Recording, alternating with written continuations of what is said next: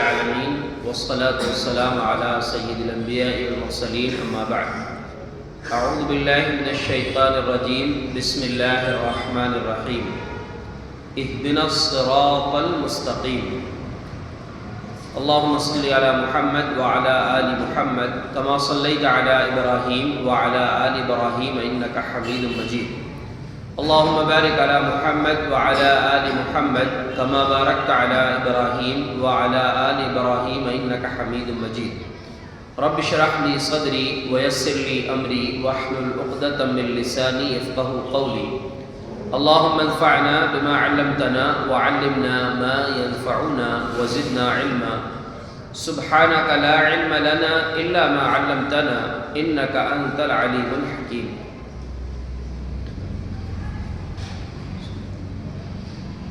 اس سے پہلے جن آیات کی کچھ تفسیر وضاحت آپ کے سامنے پیش کی گئی، اس میں اللہ رب العزت کی تعریفات، اس کی حمد و ثنا، اس کی عظمت اور بزرگی کو بیان کیا گیا۔ ایاک نعبد و ایاک نستعین، اس آیت کے حوالے سے آپ نے سنا کہ اللہ رب العالمین اس آیت کے جواب میں بندے سے کہتا ہے ھذا بینی و بین عبدی، یہ میرے اور میرے بندے کے بیچ کا معاملہ ہے، ولعبدی ما سأل، اب میرا بندہ جو مجھ سے مانگے گا میں اس کو دوں گا۔ یہاں یہ قرآن کریم کی سارے قرآن کی شریعت کی جو ہے راز ہے، اس میں پوری شریعت کا خلاصہ ہے ایاک نعبد و ایاک نستعین۔ اب اس کے بعد ہم جو دعا کرتے ہیں اہدنا الصراط المستقیم، سب سے پہلے اس بات کو یاد رکھیں کہ ہم جتنی بھی دعائیں پڑھتے ہیں، چاہے نماز میں ہو یا نماز کے علاوہ ہو، روزمرہ کی زندگی میں جو دعائیں ہیں، جتنی بھی دعائیں ہم پڑھتے ہیں وہ ساری کی ساری دعائیں مسنون ہیں، سنت ہے ان کو پڑھنا، لیکن یہ اکیلی ایسی دعا ہے جس کو پڑھنا فرض ہے، یہ دعا فرض ہے، اس لیے کہ جیسا کہ آپ جانتے ہیں سورہ فاتحہ پڑھے بغیر نماز نہیں ہوتی، اور یہ دعا سورہ فاتحہ میں اللہ رب العالمین نے رکھا ہے، تو یہ دعا اکیلی ایسی دعا ہے جو اللہ رب العالمین نے فرض قرار دیا ہے۔ تو اس لیے اس کی اہمیت کے لیے یہی بات کافی ہے کہ ساری دعاؤں میں، جبکہ بہت ساری دعائیں ہیں قرآن اور حدیث میں، لیکن ان ساری دعاؤں میں اس اکیلی دعا کو یہ مقام حاصل ہے کہ اللہ رب العالمین نے اس کو فرض قرار دیا ہے۔ اس لیے ہم یہ جو دعا مانگ رہے ہیں اس کو سمجھنا ضروری ہے کہ ہم اللہ سے کیا مانگتے ہیں۔ اہدنا، ہدایت کے معنی جو ہے اس کی وضاحت ہم آگے کر رہے ہیں۔ پہلے یہاں جو لفظ ہے اہدنا، یہ اہدی، یہ صیغہ امر ہے۔ امر کا مطلب ہوتا ہے کسی کو حکم دینا، لیکن جو یہ صیغہ امر جو یہ لفظ ہے اس میں تین چیزیں ہیں، ہم اللہ کو حکم نہیں دے سکتے، اس لیے اس کی وضاحت ضروری ہے کہ جب یہ صیغہ امر ہے تو گویا کہ ہم اللہ کو مانگ رہے ہیں، اللہ کو حکم دے رہے ہیں، تو اس کی وضاحت ہے کہ تین شکلیں ہوتی ہیں اس کی۔ جب صیغہ امر انسان استعمال کرتا ہے تو اس کی تین شکلیں ہوتی ہیں۔ پہلی شکل ہے کوئی اپنے سے بڑے کو مخاطب کرے، تو جیسے ہم اللہ رب العالمین کی ذات کو مخاطب کر رہے ہیں، اے ہمارے رب ہم کو سیدھا راستہ دکھا، ہمیں ہدایت عطا فرما، تو ہم اللہ سے جب کہہ رہے ہیں تو یہ حکم نہیں ہوگا بلکہ اس کو طلب بولتے ہیں یا دعا بولتے ہیں۔ دوسری شکل ہے کہ کوئی بڑا چھوٹے سے کہے، جیسے باپ اپنے اولاد سے کہے یا استاد اپنے شاگردوں سے کہے، تو اس کو حکم بولتے ہیں، تب وہاں پر حکم کا معنی کیا جائے گا۔ اور تیسرا ہے کہ جو بول رہا ہے اور جس سے بول رہا ہے دونوں برابر ہیں، چاہے عمر میں یا علم میں یا مرتبے میں برابر ہیں، تو اس کو التماس بولتے ہیں، درخواست کرنا، ریکویسٹ کرنا۔ یہاں جو ہم اہدنا بولتے ہیں یہ پہلی شکل ہے جس میں طلب ہے، اللہ سے مانگنا ہے، اللہ سے دعا کرنا ہے، تو صیغہ امر ہے لیکن اللہ سے ہم مطالبہ کر رہے ہیں، طلب کر رہے ہیں، دعا کر رہے ہیں۔ اہدنا، اے ہمارے رب ہم کو ہدایت عطا فرما۔ اب ایک چیز ہے کہ یہ دعا پڑھنے والا مسلمان ہے، ہدایت پر پہلے سے ہے، وہ اللہ رب العالمین نے اس کو دین کی توفیق دیا ہے، اسلام کی توفیق دیا ہے، وہ صاحب ایمان ہے، تبھی تو نماز پڑھ رہے ہیں نا۔ اور بلکہ بہت سارے مسلمان ایسے ہیں جو کلمہ پڑھ رہے ہیں لیکن نماز کی ان کو توفیق نہیں، ہفتے میں کبھی جو ہے نماز میں آ گئے جمعہ کے دن، لیکن جو مسلمان روزانہ نماز پڑھ رہا ہے وہ بھی ہدایت کی دعا کر رہا ہے، اہدنا الصراط المستقیم، اے ہمارے رب ہم کو سیدھے راستے کی ہدایت عطا فرما۔ تو کیوں ہم ہدایت پر رہ کر ہم اللہ رب العالمین سے ہدایت کی دعا کر رہے ہیں، توفیق مانگ رہے ہیں؟ تو اس پر خوش نہیں ہونا چاہیے کہ ہم ہدایت پر ہیں، بلکہ اس کی وضاحت سمجھیں۔ حضرت علی رضی اللہ عنہ سے اس کے تفسیر میں قول منقول ہے کہ اہدنا کا مطلب ہے ثبتنا علی الہدایہ، اے ہمارے رب ہم کو جو ہدایت تو نے عطا کیا ہے اس پر ہم کو ثابت قدم رکھنا۔ ہم اللہ سے جو دعا مانگ رہے ہیں ہر نماز کی ہر رکعت میں اہدنا الصراط المستقیم، تو اس کا مطلب ہے ثبتنا علی الصراط المستقیم، اے ہمارے رب ہمیں سیدھے راستے پر ثابت قدم رکھنا، جمائے رکھنا، ایسا نہ ہو کہ ہم جو ہے ہدایت ملنے کے بعد پھر سے بھٹک جائیں، مرتد ہو جائیں، گمراہ ہو جائیں۔ جیسے نبی صلی اللہ علیہ وسلم کی ایک دعا ہے، انس بن مالک رضی اللہ عنہ فرماتے، سنن ترمذی کی روایت ہے کہ نبی صلی اللہ علیہ وسلم اکثر یہ دعا پڑھتے تھے، یا مقلب القلوب ثبت قلبی علی دینک، یاد ہے آپ کو؟ اکثر لوگ یاد رہتی، یا مقلب القلوب ثبت قلبی علی دینک، اے دلوں کو پلٹنے بدلنے والے اللہ میرے دل کو تیرے دین پر جما دے۔ کون مانگ رہے ہیں دعا؟ نبی صلی اللہ علیہ وسلم۔ تو انس بن مالک رضی اللہ عنہ کہتے ہیں صحابہ کرام نے سوال کیا، اللہ کے رسول کیا آپ کو ڈر ہے کہ ہم پھر سے مرتد ہو جائیں گے؟ یعنی دعا تو نبی صلی اللہ علیہ وسلم پڑھ رہے ہیں، لیکن نبی کا پڑھنا یہ سبق ہے کہ سننے والوں کو بھی پڑھنا ہے۔ اس لیے صحابہ کرام نے نبی صلی اللہ علیہ وسلم کے بارے میں نہیں پوچھا، بلکہ صحابہ کرام نے پوچھا اللہ کے رسول کیا آپ کو یہ ڈر ہے کہ ہم نے آمنا بکا وبما جئتا، ہم آپ پر بھی ایمان لائے ہیں، آپ کی لائی ہوئی شریعت پر بھی ایمان لائے، حل تخاف علینا، آپ کو ہمارے بارے میں ڈر ہے کہ ہم پھر سے واپس چلے جائیں گے؟ تو کہا کہ دیکھو ان قلوب بنی آدم بین اصبعین من اصابع الرحمن یقلبها کیف یشاء، یاد رکھو کہ تمام انسانوں کے دل رحمان کی دو انگلیوں کے بیچ میں ہے، جیسے چاہتا ہے ان کو پلٹتا رہتا ہے۔ اس لیے میں یہ دعا پڑھتا ہوں، اللہ کے اختیار میں وہ دل کو جب چاہے پلٹ دے، تو میرا دل دین پر ثابت رہے، اس لیے میں یہ دعا پڑھ رہا ہوں، اور یہی دعا تم کو بھی پڑھنا ہے، گویا کہ نبی صلی اللہ علیہ وسلم نے صحابہ کو پیغام دیا۔ اور یہی اسی دعا کے بارے میں ام سلمہ رضی اللہ عنہ کی بھی روایت ہے سنن ترمذی میں ہی کہ وہ یہ دعا اکثر سنتی تھی نبی صلی اللہ علیہ وسلم سے، تو پوچھا کہ اللہ کے رسول یہ آپ اتنی کیوں پڑھتے ہیں یہ دعا، یا مقلب القلوب ثبت قلبی علی دینک؟ تو آپ صلی اللہ علیہ وسلم نے فرمایا کہ دیکھو اللہ رب العالمین کے دنیا میں جتنے بھی انسان ہیں، ما من آدمی، جو بھی آدمی ہے، جو بھی انسان ہے، الا وقلبہ بین اصبعین من اصابع الرحمن، اس کا دل رحمان کی انگلیوں میں سے دو انگلیوں کے بیچ ہے۔ فمن شاء اقام ومن شاء ازاغ، جس کے دل کو چاہتا ہے اللہ برقرار رکھتا ہے، جس کے دل کو چاہتا ہے بدل دیتا ہے، ہدایت پر ثابت قدم بھی رکھتا ہے، جس کے چاہتا ہے بدل دیتا ہے۔ کہ مطلب یہ نہیں کہ زبردستی میں اللہ جو ہے ظلم کرتا ہے، جو جس راستے پر چلنا چاہتا ہے اللہ تبارک و تعالیٰ وہ راستہ اس کے لیے آسان کر دیتا ہے۔ اس کے بعد جو ہے جو حدیث کے راوی ہیں انہوں نے یہ قرآن کی دعا پڑھی جو اسی سے ملتی ہوئی ہے، ربنا لا تزغ قلوبنا بعد اذ ہدیتنا وہب لنا من لدنک رحمہ انک انت الوہاب، اے ہمارے رب ہدایت دینے کے بعد ہمارے دلوں کو ٹیڑھا مت کرنا، ربنا لا تزغ قلوبنا بعد اذ ہدیتنا وہب لنا من لدنک رحمہ، اپنی طرف سے ہم کو رحمت عطا فرما، یقیناً تو بہت زیادہ دینے والا ہے۔ تو جب ہم اللہ سے دعا کر رہے ہیں اہدنا، ہم کو ہدایت عطا فرما، گویا کہ ہم کہہ رہے ہیں ثبتنا علی الہدایہ، ثبتنا علی الصراط المستقیم، اے ہمارے رب ہم کو سیدھے راستے پر ثابت قدم رکھنا۔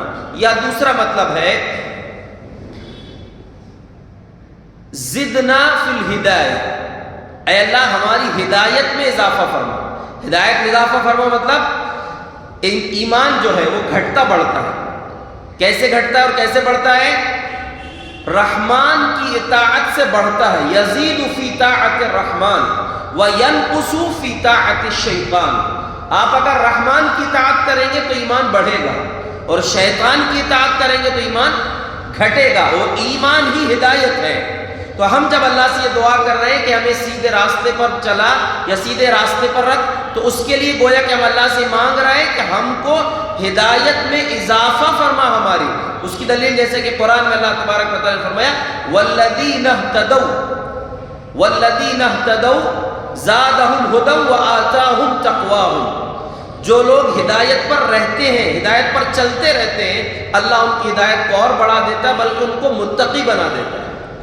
اور اسی طریقے سے سورہ کہف میں اللہ تبارک و تعالیٰ نے جو نوجوانوں کا تذکرہ کیا ہے، اکثر آپ سنتے ہیں اصحاب الکہف جو غار میں پناہ لیے تھے، اللہ نے ان کے بارے میں فرمایا انہم فتیۃ آمنوا بربہم وزدناہم ھدی.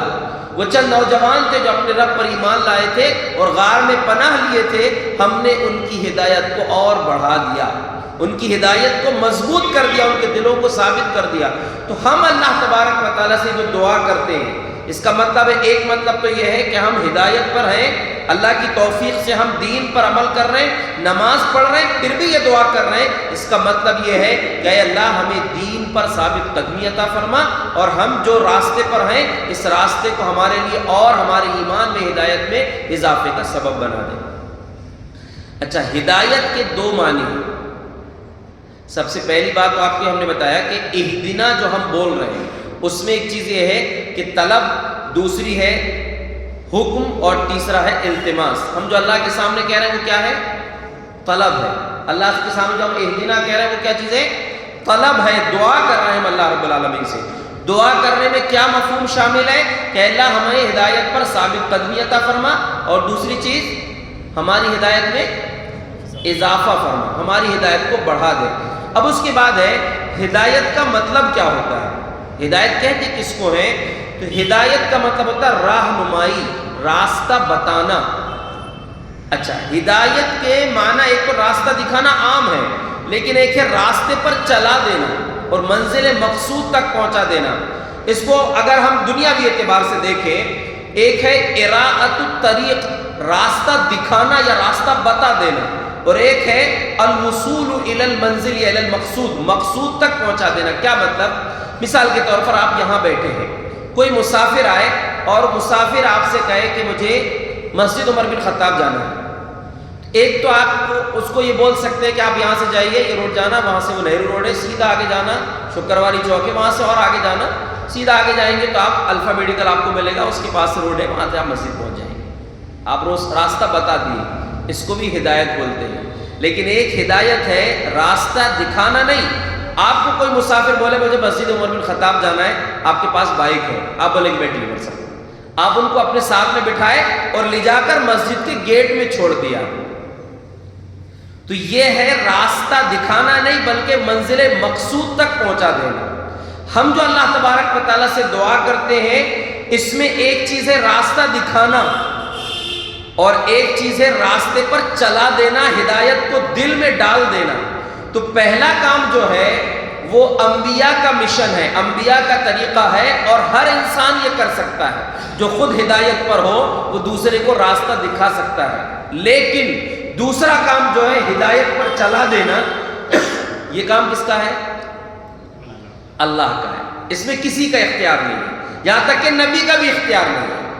ایک ہے راستہ دکھانا، وہ کوئی بھی دکھا سکتا ہے، جو صاحب سمجھ ہے، جس کو معلوم ہے کوئی چیز، وہ دوسرے کو بتا سکتا ہے. انبیاء کرام نے لوگوں کو صحیح راستہ دکھایا، اور ان کے بعد جو علماء ہیں، اہل علم ہیں، وہ لوگوں کو راستہ دکھا رہے ہیں. لیکن ان کا سب کا کام کیا ہے؟ راستہ دکھا دینا. اور اللہ کا کام ہے راستے پر چلا دینا. اس لیے نبی صلی اللہ علیہ وسلم سے اللہ نے کہا، کب کہا؟ جب نبی صلی اللہ علیہ وسلم کے چہیتے چچا اور آپ کے بہت زیادہ محسن کون تھے؟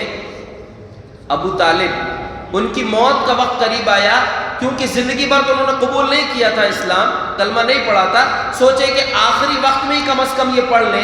تو آپ صلی اللہ علیہ وسلم نے کوشش کیا، یا عمی قل لا الہ الا اللہ، چچا جان ایک بار لا الہ الا اللہ کہہ دو، کلمۃ اشہد لک بہا عند اللہ، ایک بار یہ کلمہ پڑھ لو، اللہ کے یہاں پر میں آپ کے لیے گواہی دے دوں گا۔ لیکن ابو طالب کو کلمہ نصیب نہیں ہوا، آپ صلی اللہ علیہ وسلم بڑے پریشان ہوئے۔ ظاہر سی بات ہے کہ برسوں انہوں نے خدمت بھی کیا، جب آپ 13 سال کی عمر میں تھے جب سے انہوں نے پرورش کیا، اور نبوت کی راہ میں جتنے ظلم و ستم مکہ کے لوگوں نے کیا تھا، پریشان کر رہے تھے، اس میں ایک دیوار کی طرح یہ حائل تھے۔ اور ابو طالب کی وفات کے بعد ہی مشرکین مکہ نے اور زیادہ ستایا تھا آپ کو، تو ظاہر سی بات ہے کہ تکلیف ہوگی۔ تو وہ تکلیف، آپ کے دل کے حال تو اللہ جانتا ہے نا، تو اللہ رب العالمین آپ کی اس تکلیف کو دیکھ کر کہا انک لا تہدی من احببت ولکن اللہ یہدی من یشاء۔ اے نبی، آپ جس کو چاہیں آپ اس کو ہدایت نہیں دے سکتے، آپ ہدایت کے راستے پر اس کو نہیں چلا سکتے جس کو آپ چاہیں، ولکن اللہ یہدی من یشاء، اللہ جس کو چاہتا ہے اس کو ہدایت دیتا ہے۔ آپ کا کام کیا ہے؟ انک لتہدی الی صراط مستقیم، یقیناً آپ سیدھے راستے کی طرف رہنمائی کرتے ہیں، آپ راستہ پر دکھا سکتے ہیں، آپ بتا بڑھ سکتے ہیں لوگوں کو، لیکن آپ لوگوں کو راستے پر چلا نہیں سکتے۔ یہ کام ہمارا ہے، آپ کی مرضی سے کسی کو ہدایت نہیں مل سکتی۔ یہ کتنی بڑی بات ہے کہ نبی کے بھی اختیار میں یہ بات نہیں ہے کہ کسی کے دل کو ہدایت کی طرف موڑ دے، صرف کوشش کر سکتے ہیں۔ ورنہ دیکھیے نبی کی چاہت کے باوجود ابو طالب کو ہدایت نہیں ملی، اور وہیں ایک یہودی بچہ جس کی موت کا وقت قریب تھا، آپ اس کے پاس گئے۔ دیکھیے یہاں پر دونوں واقعات کو بیان کر کے اہل علم نے کہا ہے کہ صحبت اچھی رہنا چاہیے انسان کی، اس کا فرینڈ سرکل اچھا رہنا چاہیے، ورنہ دوستی میں بھی انسان نقصان میں چلا جاتا ہے۔ ابو طالب ممکن تھا کہ شاید کلمہ پڑھ لیتے، لیکن وہاں مکہ کے دو بڑے بڑے بدماش، بڑے سردار بیٹھے ہوئے تھے، اور ابو طالب سے کہہ رہے کہ اترغب عن ملتی عبد المطلب، جاتے جاتے عبد المطلب کا دین چھوڑ کر جاؤ گے۔ اس لیے وہ دوستوں کے عار دلانے میں ہی کلمہ نہیں پڑھ سکے۔ اور یہاں پر جب وہ بچے نے سنا نبی صلی اللہ علیہ وسلم نے یہ بات کہا کہ کلمہ پڑھ لو، تو اس نے اپنے باپ کی طرف دیکھا، باپ نے کہا اطع ابا القاسم، ابو القاسم کی بات مان لو، تو اس نے فوراً کلمہ پڑھ لیا اور اس کی روح بھی نکل گئی۔ تو آپ صلی اللہ علیہ وسلم نے فرمایا الحمدللہ الذی انقذہ من النار۔ تو دیکھیے اللہ کے نبی کے اختیار میں نہیں ہے کہ چاہت کے باوجود چچا کو ہدایت دے دیں، اور یہاں پر صرف آپ نے کلمہ پیش کیا اور اس کو ہدایت مل گئی، اللہ نے اس کے کلمے کو قبول کر لیا۔ تو ہدایت دینا یہ اللہ کے اختیار کی بات ہے، اور ہدایت کی طرف یعنی صحیح چیز کی طرف رہنمائی کرنا یہ اللہ کے نبیوں کا کام ہے، پیغمبروں کا کام ہے، اور ان کے بعد قیامت تک جو اہل علم ہے، جو صحیح چیز لوگوں کو بتانے والے، ان لوگوں کا کام ہے۔ تو ہدایت کی طرف بلانا، صحیح چیز کی طرف رہنمائی کرنا، یہ کوئی بھی انسان ہو سکتا ہے، لیکن ہدایت پر چلا دینے والا کون ہے؟ اللہ رب العالمین ہے۔ اس لیے یہ جو دعا فرض ہے، اس دعا میں ہم جو اللہ سے مانگ رہے ہیں، اچھا وہ مانگنا بھی اللہ کے حکم کے مطابق ہے۔ اللہ کے نبی صلی اللہ علیہ وسلم کے فرمان ہے، حدیث قدسی ہے، اللہ فرماتا ہے یا عبادی کلکم ضال الا من ہدیتہ فاستہدونی اہدکم، اے میرے بندو تم سب گمراہ ہو، سب راستے پر نہیں ہو سکتے سوائے اس کے جس کو میں راستے پر رکھوں، جس کو میں ہدایت پر ثابت رکھوں۔ فاستہدونی، اس لیے مجھ سے ہدایت مانگو، اہدکم، میں تم کو ہدایت دوں گا، ہدایت پر ثابت قدم رکھوں گا، یہ میرا کام ہے۔ اسی دعا کے بدلے میں گویا کہ اس حکم پر عمل کرتے ہوئے ہم اللہ رب العالمین سے دعا کر رہے ہیں، اور اللہ نے ہی وہ دعا بھی ہم کو سکھلایا کہ ایسے مانگو، ہدایت مجھ سے ہی مانگو اور ایسے مانگو۔ تو یہ دعا اللہ رب العالمین ہم پر فرض کیا ہے۔ اہدنا، اے ہمارے رب ہم کو سیدھا راستہ دکھا، اے ہمارے رب ہم کو سیدھے راستے پر ثابت قدمی عطا فرما، اے ہمارے رب ہمیں ہماری ہدایت میں اضافہ عطا فرما۔ امام ابن تیمیہ رحمۃ اللہ علیہ فرماتے ہیں تین معنی اس میں شامل ہیں۔ پہلا کیا معنی ہے؟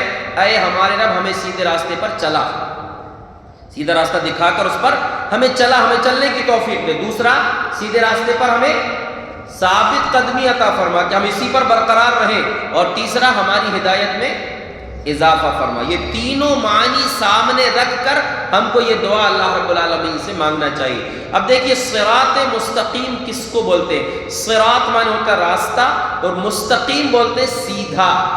مستقیم اصل میں ایک ہوتا ہے خط مستقیم، خط مطلب ہوتا ہے لکیر، لائن، ایک یہ نقطہ ہو اور ایک یہ نقطہ ہو، دونوں آمنے سامنے دو نقطے ہیں، ان دو نقطوں کو ملانے کے لیے جو لکیر کھینچی جاتی ہے، کون سی لکیر؟ بالکل سیدھی لکیر، اس کو بولتے ہیں خط مستقیم۔ کیا بولتے ہیں؟ خط مستقیم، یعنی سیدھی لکیر۔ اور صراط مستقیم اس راستے کو بولتے ہیں جو سب سے سیدھا ہو اور سب سے چھوٹا ہو۔ یعنی ایک انسان یہ دو جو نقطے ہیں، لکیر ادھر سے کھینچتے ادھر آڑی ٹیڑھی کر کے بھی وہاں تک پہنچا سکتا ہے، لیکن وہ صراط وہ مستقیم نہیں ہوگا۔ پہنچ جائے گا یہ نقطے تک، وہ جو لکیر ہے ادھر ادھر ترچھی آڑی کر کے کھینچیں گے یہاں تک پہنچا سکتے ہیں اس کو، لیکن وہ مستقیم نہیں ہوگا۔ مستقیم کون سا ہے؟ جو یہ نقطے سے اس نقطے تک سیدھی لکیر آئے گی اس کو مستقیم کہتے ہیں۔ اور اللہ نے ہمیں صراط مستقیم جو کہا ہے، جو سکھایا، صراط کا لفظ واحد ہے، اس سے یہ معلوم ہوتا ہے کہ سیدھے راستے کتنے ہیں؟ ایک ہی ہے، سیدھے راستے ایک ہے۔ یہ نہیں بول سکتے کہ چار امام چاروں برحق، یا اتنے لوگ جو کرے وہ سب ٹھیک ہے، یہ بھی کرو وہ بھی کرو، یہ غلط ہے۔ جس نے جو بتایا وہی صحیح، سارے راستے صحیح، سب جنت تک پہنچیں گے، غلط ہے یہ چیز۔ صراط مستقیم ایک ہی ہے، اللہ نے صراط واحد کا لفظ استعمال کیا ہے۔ اب اس میں یہ نہیں ہے کہ جو ائمہ کا ہم احترام نہیں کرتے، سارے ائمہ جو ہیں وہ سب قابل احترام ہیں، اور سب نے یہی بات کہی ہے کہ جب صحیح حدیث ہو تو وہی ہمارا مذہب ہے۔ صحیح حدیث کے مخالف کسی کی کوئی بات قبول نہیں کی جا سکتی۔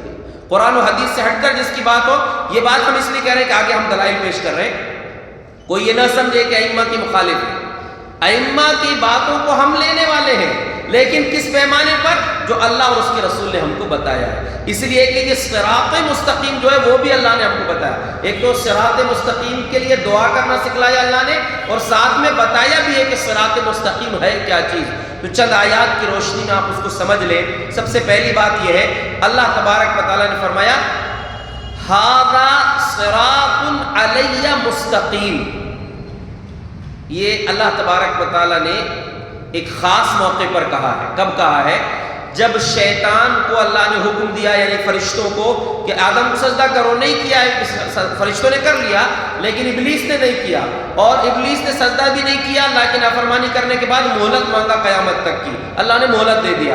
تو اس نے کہا کہ لأغوینہم اجمعین، تیرے سارے بندوں کو بہکا دوں گا، الا عبادک منہم المخلصین، لیکن جو تیرے سلیکٹڈ بندے ہیں، مخلص بندے ہیں، موحد بندے، میں ان کو نہیں بہکا سکوں گا، وہ میرے فریب میں نہیں آئیں گے۔ تو اللہ تبارک و تعالیٰ نے اس وقت کہا تھا ھذا صراط علی مستقیم۔ ایک معنی اس کا یہ ہے کہ یہ مجھ تک پہنچنے کا سیدھا راستہ ہے۔ یہ کس کو کہا ہے؟ اللہ نے شیطان سے کہا ہے کہ تیرے فریب میں جو میرے بندے نہیں آئیں گے، موحد بندے، وہ جو توحید پر رہیں گے، وہی راستہ مجھ تک پہنچنے کا سیدھا راستہ ہے۔ ایک یہ اعلیٰ کے معنی ہوتے پر، یا لیکن یہاں پر کسی چیز پر، لیکن یہاں الا جو ہے وہ الا کے معنی میں ہے کہ یہ راستہ مجھ تک پہنچنے کے لیے یہی سیدھا راستہ ہے۔ دوسری بات مفسرین نے ایک بات کہا ہے میں کہ یہاں الا کے معنی ہے کہ اس کو اچھے سے سمجھ لیجئے کہ اللہ نے جو یہ بات کہا شیطان کے سامنے کہ یہی راستہ مجھ تک پہنچنے کا سیدھا راستہ ہے کہ تم مخلص رہو، موحد رہو۔ اور دوسرا مطلب یہ ہے کہ جو راستہ ہے ھذا صراط علی مستقیم، اس سیدھے راستے کو بیان کرنا یہ میری ذمہ داری ہے۔ یہ بہت بڑی بات ہے یہ کہ اللہ فرما رہا ہے کہ وہ سیدھا راستہ کون سا ہوگا، کون بتائے گا؟ میں بتاؤں گا۔ اللہ کہہ رہا ہے کہ وہ سیدھا راستہ میں بتاؤں گا، اور دوسری چیز میری ہی ذمہ داری ہے کہ تم کو سیدھے راستے پر چلاؤں گا۔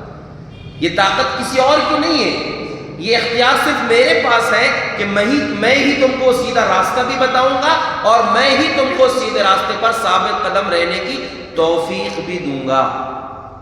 تو اس سے معلوم ہوا کہ سیدھا راستہ کون سا ہے؟ توحید والا راستہ سیدھا راستہ ہے۔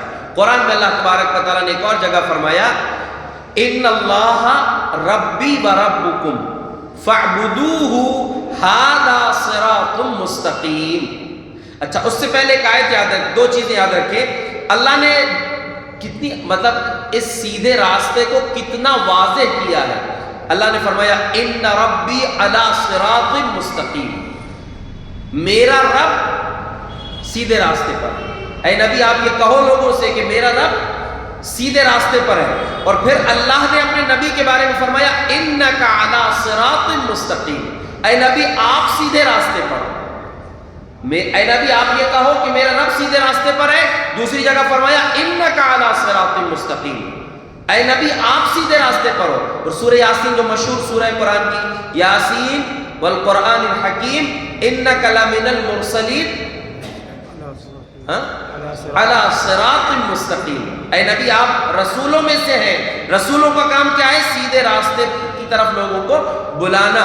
تو اے نبی آپ لوگوں کو سیدھے راستے پر بلا رہے ہیں، تو آپ خود سیدھے راستے پر ہیں. تو ان دو آیتوں سے کیا معلوم ہوا کہ سیدھا راستہ وہ ہے جس پر اللہ ہے، یعنی اللہ کا بتایا ہوا. اللہ جس پر ہے، کا مطلب، اس کا بھی ایک مطلب اہل علم نے بیان کیا ہے کہ اللہ سیدھے راستے پر ہے. کہنے کا مطلب یہ ہے کہ اللہ کو اس کے حق کے ساتھ اس پر ایمان لاؤ. کہ اللہ کا حق کیا ہے؟ پچھلے درس میں آپ کو بتایا کہ اللہ کا حق کیا ہے؟ توحید. عبادت کس کا حق ہے؟ اللہ کا حق ہے. اس حق کے ساتھ اللہ پر ایمان لاؤ. یہ ماننا ہے کہ اللہ رب العالمین سیدھے راستے پر ہے اور رسول سیدھے راستے پر ہے. اس کا مطلب یہ ہوا کہ جس راستے پر آپ چل رہے ہیں، اگر اس راستے پر نبی کی تعلیم موجود نہیں ہے، جو چیز آپ کر رہے ہیں وہ عمل نبی سے ثابت نہیں ہے، تو آپ سیدھے راستے پر نہیں ہے. جو راستہ نبی کا چلا ہوا راستہ ہے وہی راستہ سیدھا راستہ ہے. اب دیکھیے سیدھے راستے کے لیے کچھ چیزیں جو اللہ رب العالمین نے قرآن بیان کیا. ان اللہ ربی و ربکم. اے نبی آپ لوگوں کو بتاؤ کہ اللہ میرا بھی رب ہے اور تمہارا بھی رب ہے. فاعبدوہ، اسی کی عبادت کرو. ھذا صراط مستقیم، یہی سیدھا راستہ ہے. اس کا مطلب یہ ہوا کہ ایک اللہ کی عبادت کرنا یہی سیدھا راستہ ہے. دوسری چیز اللہ نے فرمایا فاستمسک بالذی اوحی الیک انک علی صراط مستقیم. فاستمسک بالذی اوحی الیک ھذا صراط. اس طرح کچھ لفظ غالباً مجھ سے چوک ہو سکتی ہے. اللہ نے فرمایا کہ اے نبی جو وحی آپ کی طرف کی جا رہی ہے اس کو مضبوطی سے پکڑ لو. اب وحی میں کون کون سی چیز شامل ہے؟ قرآن بھی شامل ہے اور حدیث بھی شامل ہے. قرآن اور حدیث کو مضبوطی سے پکڑ لو، یہی چیز صراط مستقیم ہے. فاستمسک بالذی اوحی الیک، جس چیز کی وحی آپ کی طرف. اچھا کیوں وحی کو اتنا مقام دیا گیا؟ وحی کو اتنا مقام اس لیے دیا گیا، اللہ نے قرآن میں نبی صلی اللہ علیہ وسلم سے فرمایا وما هو بقول شاعر قلیلا ما تؤمنون ولا بقول کاہن قلیلا ما تذکرون. یہ کسی شاعر کا، کسی کاہن کا قول نہیں ہے. لَإِنَّهُ لَقَوْلُ رَسُولٍ تَنزِيلٌ مِّن رَّبِّ الْعَالَمِينَ، یہ رب العالمین کی طرف سے نازل ہونے والی چیز ہے. وَلَوْ تَقَوَّلَ عَلَيْنَا بَعْضَ الْأَقَاوِيلِ، اگر نبی بھی اس میں کوئی گھپلا کر دے، اس میں خیانت کر دے کہ نبی بھی اپنی طرف سے کچھ بات اس میں ملا دے، لَأَخَذْنَا مِنْهُ بِالْيَمِينِ، ہم داہنے ہاتھ سے ان کو پکڑ لیں گے. کس کو پکڑ لیں گے؟ نبی کو پکڑ لیں گے. ثُمَّ لَقَطَعْنَا مِنْهُ الْوَتِينَ، پھر ان کی شہرت کو کاٹ دیں گے. یعنی نبی کو بھی اختیار نہیں ہے کہ ہماری مرضی کے علاوہ کچھ یہاں پر ڈال سکے. اور یہ تو نبی کی بات ہو گئی، نبی کو تو لا کر دیا جاتا ہے. کون لا کر دیتا ہے؟ جبرائیل امین. اب جبرائیل امین کی کیفیت کیا ہے؟ اللہ تبارک و تعالیٰ نے فرمایا انہ لقول رسول کریم ذی قوت عند ذی العرش مکین مطاع ثم امین. یہ چار کوالٹیز بتایا اللہ تبارک و تعالیٰ نے جبرائیل امین کی کہ انہ لقول رسول کریم، بڑا بزرگ رسول ہے، بڑا مطلب شریف ہے، اس کے اندر کوئی خامی نہیں ہے، بالکل امین ہے. ذی قوت، وہ بڑی طاقت والا ہے، اتنا طاقتور ہے کہ کوئی اس میں ڈاکہ نہیں ڈال سکتا، اس میں سے کوئی چوری نہیں کر سکتا. کہ جبرائیل امین کچھ لے کر آ رہے ہیں، بیچ میں کوئی شیطان جنات یا کوئی اور جو ہے اس میں کچھ نہیں پوری بات نہیں پیش کرو گے، نبی تک پوری نہیں جاؤ گے، ہم جو بولیں وہ کرو گے. کوئی کسی کی طاقت ہی نہیں ہے کہ جبرائیل امین کے ساتھ کوئی مقابلہ کر سکے. تو ذی قوت عند ذی العرش مکین، عرش والے کے نزدیک بہت اونچا مقام رکھتے ہیں. مکین یعنی جو خاص کسی کو مقام ملتا ہے اس کو مکین بولتے ہیں. مطاعن، وہ اطاعت کی جاتی ہے ان کی، یعنی پورے آسمان کے فرشتوں میں کوئی بھی ان کے آرڈر سے باہر نہیں نکل سکتا. اور ثم امین، پھر وہ امانت، ایسا نہیں خالی طاقتور ہے، امانت دار بھی ہے. طاقتور ہے اس لیے کوئی اس میں کچھ ملا نہیں سکتا اور کچھ نکال نہیں سکتا. اب اچھا اپنی طاقت کا استعمال خود کر لیں گے, جھوٹ بول دیں گے نبی کو لا کر, نعوذ باللہ. نہیں, امین وہ خود امانت دار ہے, اس میں کچھ خیانت نہیں کریں گے, کچھ ملائیں گے نہیں, کچھ نکالیں گے نہیں. اتنی امانت اور سچائی کے ساتھ جب اللہ نے شریعت ہم تک پہنچایا ہے, اس لیے کہا کہ فاستمسک بالذی اوحی الیک, اے نبی جو وحی تمہاری طرف بھیجی جا رہی ہے اس وحی کو مضبوطی سے تھام لو. اور اللہ کے نبی صلی اللہ علیہ وسلم کے بارے میں اللہ نے خود کہا ما ینطق عن الهوى ان هو الا وحی یوحی, نبی اپنی مرضی سے کچھ بھی نہیں بولتے, جو بھی بولتے ہیں وحی کے ذریعے بولتے ہیں. یہاں دیکھیے, مجھے ایسا لگتا ہے کہ پورے قرآن میں یہ آیت اتنی زبردست ہے آیت کہ اللہ تبارک غیب کی نفی کے لیے کئی آیتیں ہیں. اللہ نے کسی کو اپنے علاوہ کسی کے پاس غیب کا علم اللہ نے نہیں دیا, اس تعلق سے کئی آیتیں ہیں. لیکن لوگ جو بتاتے ہیں کچھ واقعات ایسے کہ دیکھو یہاں پر ایسا ہوا, نبی نے پہلے بتا دیا ایسا ہوگا, قیامت دن ایسا ہوگا, پہلے آپ نے بتا دیا.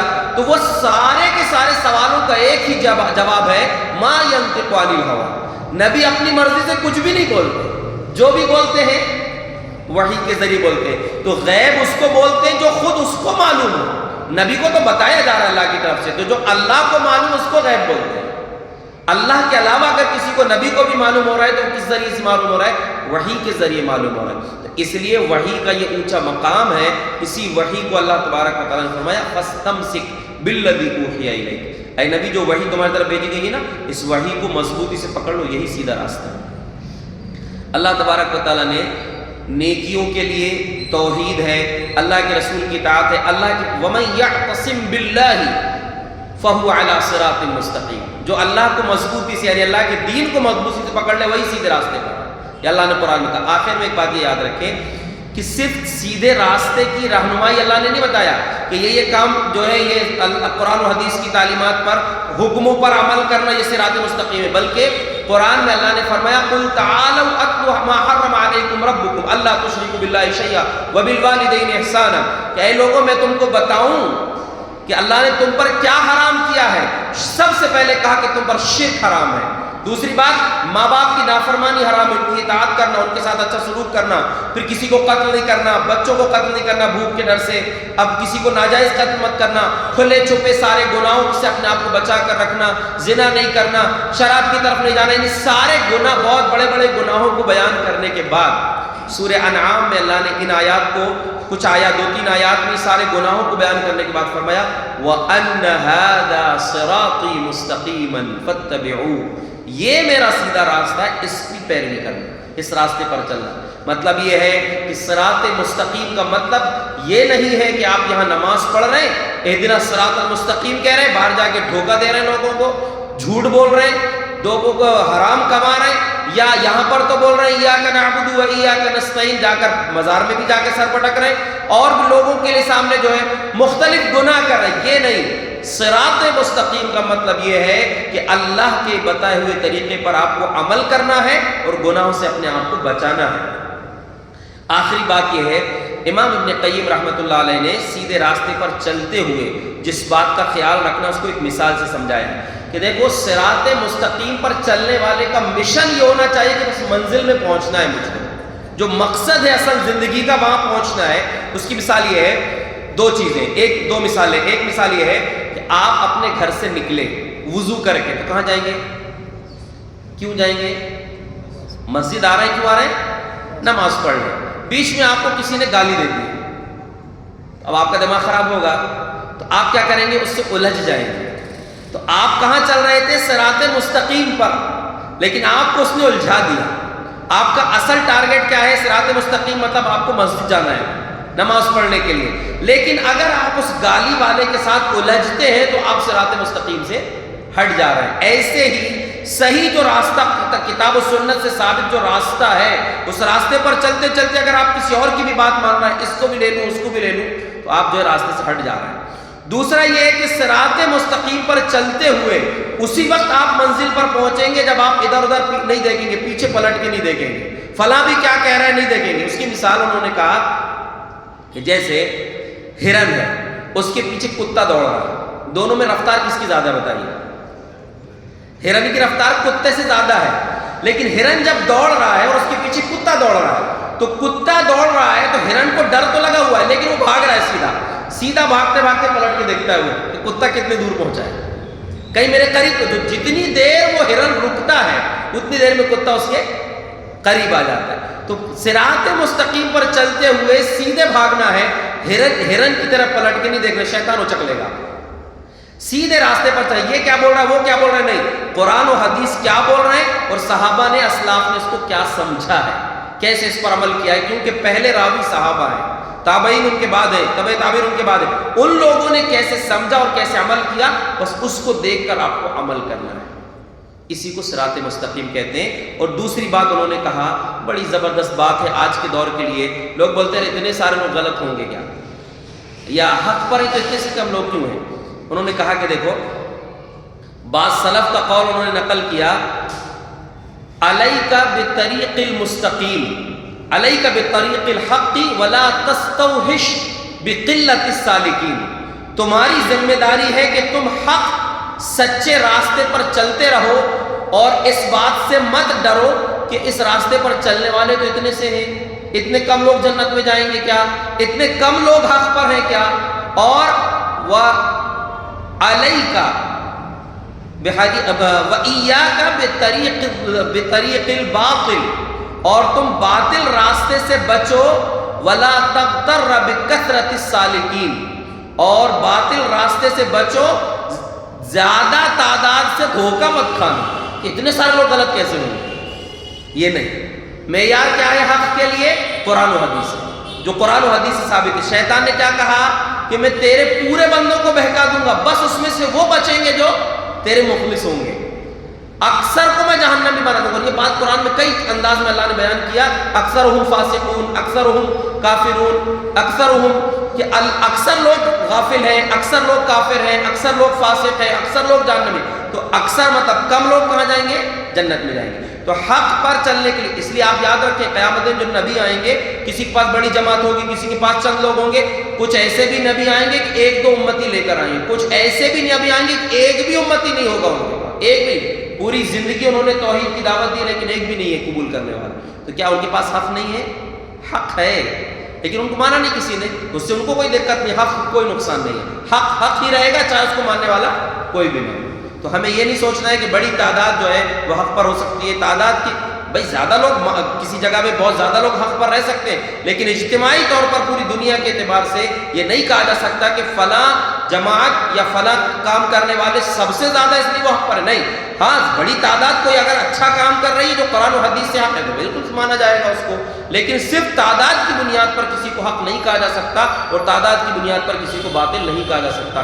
تو ان ساری چیزوں کو اپنے سامنے رکھیے کہ صراط مستقیم جو ہم اللہ سے مانگتے ہیں وہ توحید والا راستہ ہے جو کتاب و سنت سے ثابت ہے، جس پر اللہ رب العالمین کا حکم ہے، جس پہ نبی چلے ہیں، جس پہ صحابہ چلے ہیں، وہی راستہ صراط مستقیم ہے، اسی کی ہم اللہ سے دعا کرتے ہیں۔ اللہ تبارک و تعالیٰ سے دعا ہے کہ اللہ اس فرض دعا کو جو تو نے ہم کو سکھلایا ہے اسی پر ہمیں زندگی بھر برقرار رکھنا اور اسی پر ہم سب کو موت بھی نصیب فرمانا، آمین وآخر دعوانا الحمدللہ رب العالمین۔